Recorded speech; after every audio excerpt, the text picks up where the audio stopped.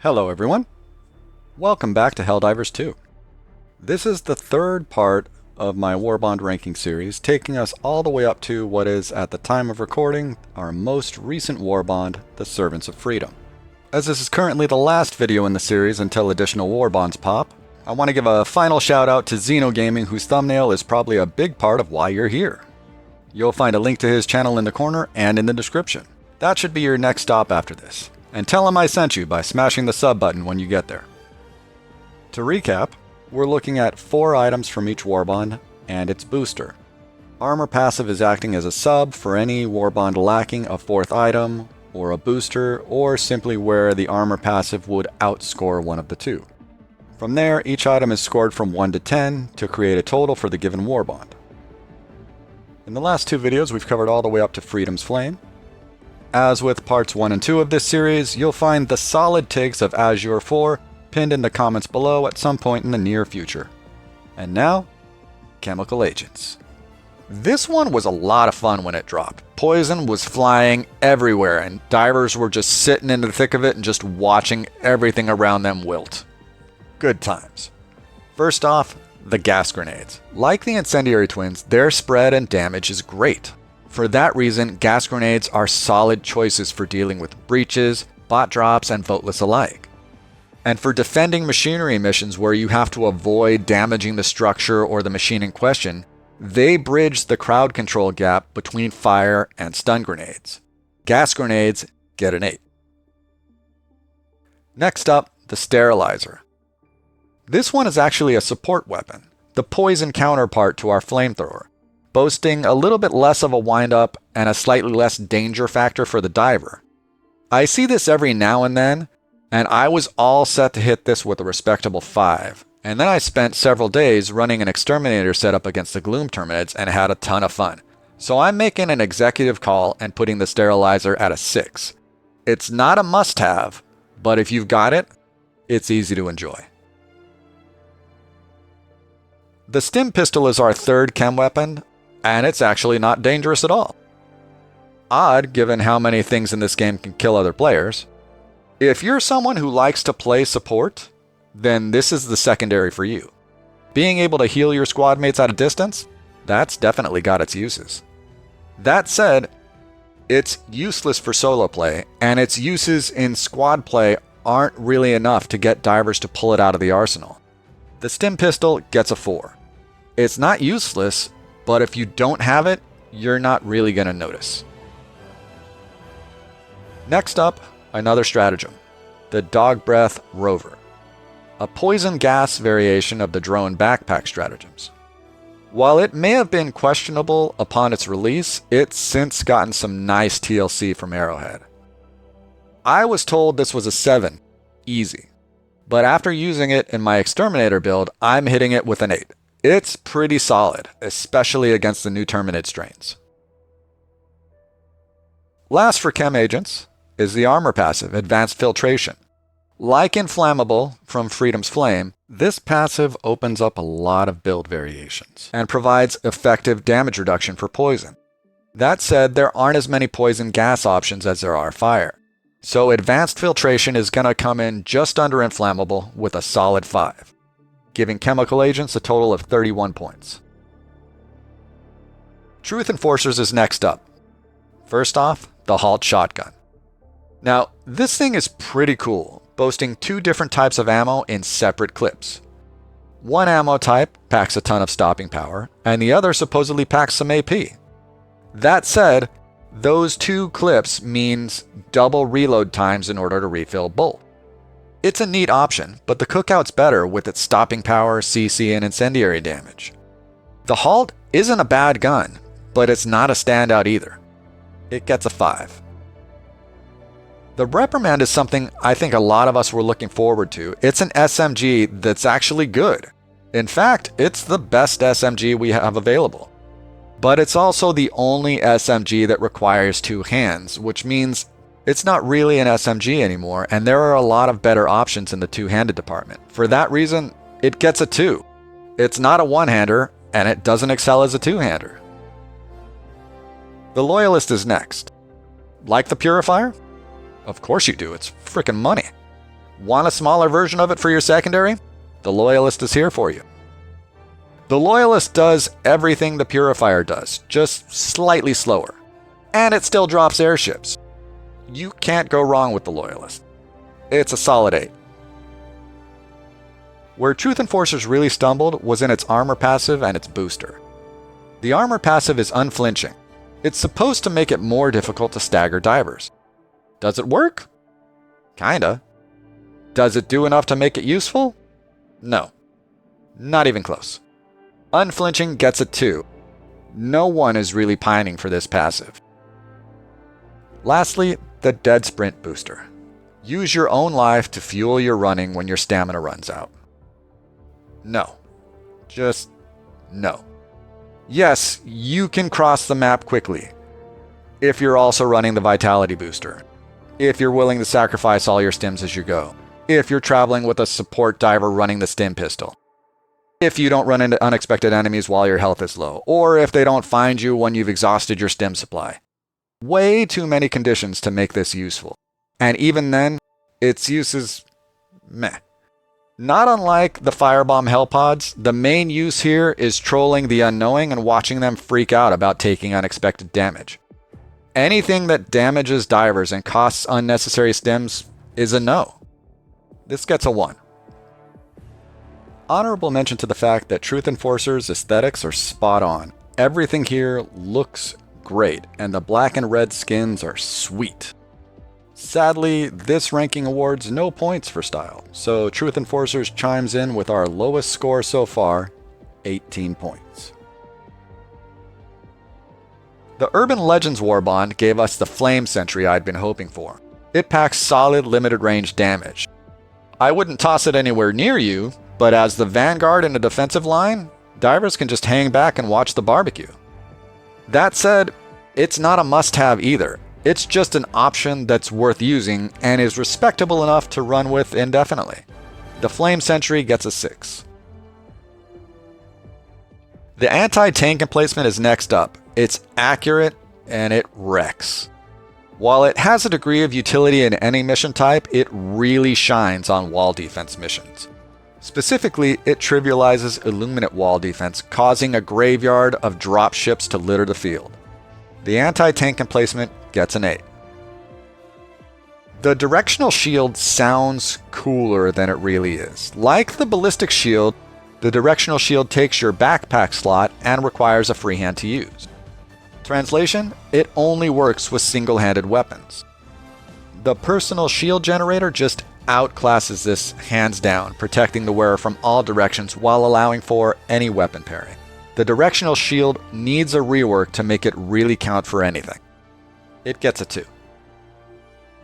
The Siege Ready armor passive is the real standout here. More ammo for your weapons and faster reload times. Apparently, it wasn't intended to affect support weapons initially, but thankfully Arrowhead had the good sense to take the knee on that, even if they did handicap the ultimatum by altering their own game mechanics and logic. But that's a tangent for another time. Siege Ready is awesome and opens up a lot of builds that would have previously been impacted by low ammo or long reload times. This is a 10. Hands down. Last up for Urban Legends is the armed resupply pods. Adding a small turret on top of every resupply pod was a great idea. But it sounds better than it is. And I don't mean to imply that it's bad, it's just not... It's not a game changer, and definitely not a necessity. Armed resupply pods gets a 4. They're not without uses, but you'll end up replacing them with a better booster without much trouble.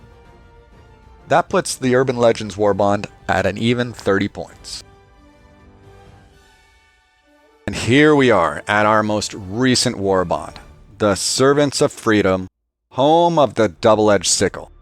A ton of ammo, scaling damage, ramping armor penetration, pinpoint accuracy. The Double-Edged Sickle is sick, pun intended.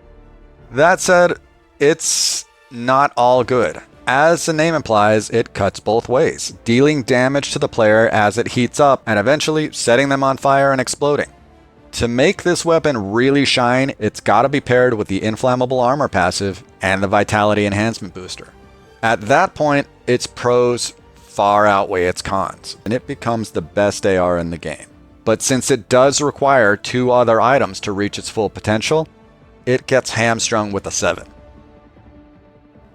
Up next, the Noisy Cricket, also known as the Ultimatum. This thing is giving the grenade pistol a run for its money for top secondary. Hence why Arrowhead decided to arbitrarily have it not work with Hellpod space optimization and the Siege Ready armor. It's got a pretty heavy arc to it, which takes some getting used to, but that's a small price to pay for being able to essentially lob a low-grade hell bomb at whatever you want. It's money, and it's a 10. And now, from a low-grade hell bomb to a portable hell bomb backpack, while this appears to have a slightly smaller radius than the old-school hell bomb, it still gets the job done.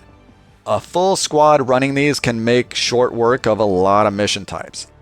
That said, the cooldown is pretty hefty, so without coordinated squad usage, it's neat, but not really practical. Also note, the portable hell bomb can be armed by anyone, not just the diver wearing it, by simply walking up and pushing the interact button. As such, the shenanigan factors are high with this one. I'm looking at you, Dragon. The trauma's real, folks, but that's a therapy session for another day. The long and short of it is, the Ultimatum can destroy almost everything that the B100 can, and it's much more versatile. With that in mind, the portable Hellbomb comes in at a solid 7. Servants of Freedom also brought us airborne Seeking Grenades. Ah, the Seeking Grenades. I had this video done and uploaded with these scored as a solid but problematic 5. Then the bomb drop. Many thanks to Sundown of the SES Emperor of Humankind and Democratic Eldritch Entity, both of whom I found on the Helldivers Discord while shooting the shit, and both of whom set me straight about the most problematic aspect of the Seeker Grenades. Their targeting. At first, it seems pretty random and chaotic. Who knows what the Seekers are going to hunt down? Well, as it turns out, the Helldiver does. Ping a target, and that's where they go. Easy peasy. I have no idea where this information is hidden in-game because it's nowhere in the grenade's description, but it prompted me to load in, test some shit out, and then run back to the drawing board for this section of the video. So, now that we know Seekers can prioritize targets, let's talk about what else they can do. 1. They pack the same amount of damage as impact grenades, less the explosive component. 2. You can throw them early to act as a type of sentry that will take off after the first enemy to come into range. Keep in mind, if you have multiple grenades in this mode, they'll all target that same first enemy. Also, there's a timer to this sentry mode, at the end of which they simply disappear into the ether. 3. You can throw them while running from enemies without having to turn around. And if you're using the jump pack, you can do this mid-jump without losing any momentum, let their auto-targeting do its thing, they flip a B and take out the enemies behind you. 4. In that same vein, since you don't need line of sight for targeting, you can hide behind an obstacle or in unseen positions and just lob these in any vague direction of an enemy and let them go to work. 5. 2 or 3 of these can take out a bot gunship. That's pretty sweet. The big detractor here is the fact that Seekers don't have any destructive capacity. And what I mean by that is they only function against enemies. You can't use them on enemy structures. Throw one into a bug hole, a bot factory vent, an illuminate shuttle door, and a second later it'll be flying by your side until it catches a bad guy side-eyeing you and takes off to smack a fool. Overall, Seekers have some really neat utility that you can't get from other grenades, but they'll also require some accommodations that other grenades don't, especially when you consider that you'll need an alternate means of dealing with structure demolition. That said, the pros here far outweigh the cons. Many thanks once again to Sundown of the SES Emperor of Humankind and Democratic Eldritch Entity for the ridiculously key information drop. And I suppose, reluctantly, to Dragon Ruse as well for helping me put the targeting through its paces to get a fuller view of what these things can do. That fuller view, by the way, raised the Seeker Grenades from a 5 to a 7, prompting not just an overhaul of this section of the video, but of the end rankings as well. Last, and almost definitely least for this ranking, is the Servants of Freedom Armor passive. Integrated Explosives. Ever hoped your corpse would explode with the impact of a small firecracker and maybe take out one or two of the enemies that just ripped you a new one? Yeah, me either. This booster is lacking. A lot. It comes in at a 1, and that's being generous.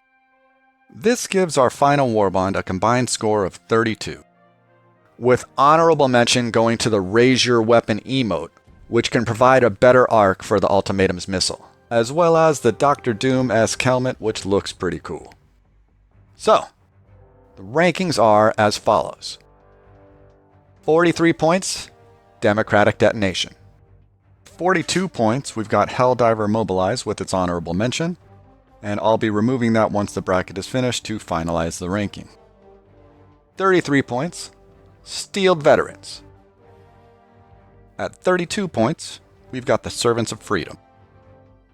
At 31 points, we've got a three-way tie between Cutting Edge, Polar Patriots, and Chemical Agents. For this, I turned to the Brain Trust and asked what order they should be in. Thus, we have Chemical Agents, Polar Patriots, and Cutting Edge. That said, you can't go wrong with any of these three, whichever you choose. Next, at 30 points, we've got Urban Legends. Next up with 26 points, Freedom's Flame. Below that with 21 points, Viper Commandos. And coming in at the bottom with 18 points, Truth Enforcers. And now we remove Helldivers Mobilize and its honorable mention, and we have our final ranking. And that's it, folks. For you vets of the game, and even some of you well-vested newcomers, what do you think? What do you agree with? What would you change? You have your own ranking? Put it in the chat below.